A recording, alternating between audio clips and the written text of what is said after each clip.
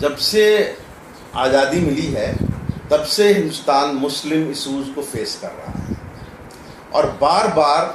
हर एक चुनाव के पहले खास करके मुस्लिम इशूज़ दानव की तरह खड़ा हो जाता है और उस इशू के चलते मुस्लिम का जो राइट ऑफ फ्रीडम है टू फ्रीली एक्सरसाइज वोट, वो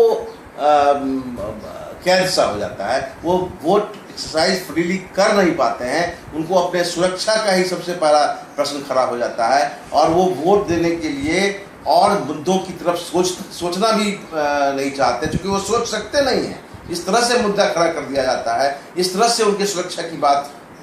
खड़ा कर दी जाती है। इस तरह से कम्युनल पार्टीज़, ज़्यादातर पार्टीज़ हिंदुस्तान की जो कम्युनल पार्टीज़ है वो इस तरह से इस इशू को टेकअप करती है कि मुसलमान अन्य सारे सवाल, आर्थिक, सामाजिक, राजनीतिक सवाल पर सोचना छोड़ के बस सुरक्षा के दृष्टिकोण से वो अपना वोटिंग करते हैं और एक वोट बैंक बन के रह जाते हैं।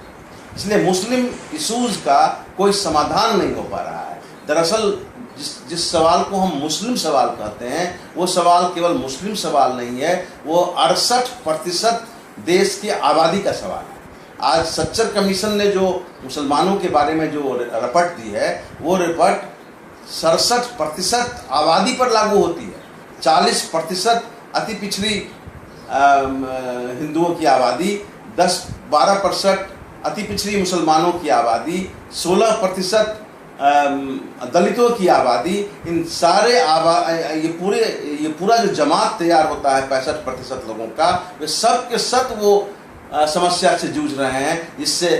जिसके बारे में सच्चर कमीशन कहता है कि मुस्लिम उससे जूझ रहे हैं। इसलिए ये बिल्कुल इकोनॉमिक और पॉलिटिकल सवाल है। ये केवल मुस्लिम का सवाल नहीं है, ये हिंदुस्तान के गरीबों का सवाल है, जिसके हल के बारे में, जिसके समस्या समाधान के बारे में कोई पार्टी बिल्कुल गंभीर नहीं है। और जब तक इन सवालों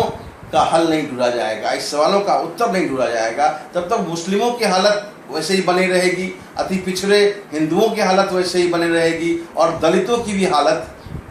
कमोबेश सामाजिक और आर्थिक, भले संसद और असेंबलीज में उनको रिजर्वेशन के चलते वो चले जाते हों, लेकिन उनकी सामाजिक और आर्थिक हालत वैसे ही बनी रहेगी। ये मुख्य सवाल है, आर्थिक सवाल मुख्य सवाल है।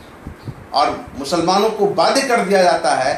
सो कॉल्ड सेक्युलर पार्टी और कम्युनल पार्टी के द्वारा कि वो कोई भी सवाल ना सोचें, केवल अपनी सुरक्षा की बात करें, जैसा कि बिहार में आज हो रहा है। लालू जी ने फिर से फियर साइकोसिस पैदा कर दिया है अल्पसंख्यकों के बीच में कि उनकी सुरक्षा केवल लालू यादव अपने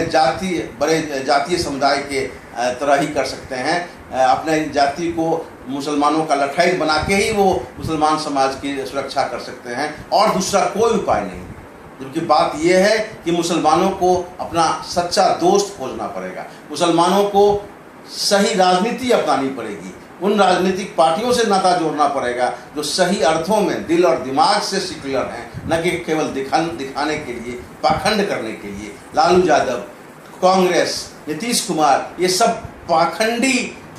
सेक्युलर हैं, असली में सेक्युलर नहीं हैं। केवल वो ईद मिलन करते हैं, स्कल कैप पहन लेते हैं, केवल सिंबॉलिज्म दिखलाते हैं, प्रतीक दिखलाते हैं, बड़े बड़े इमारतों में जाके,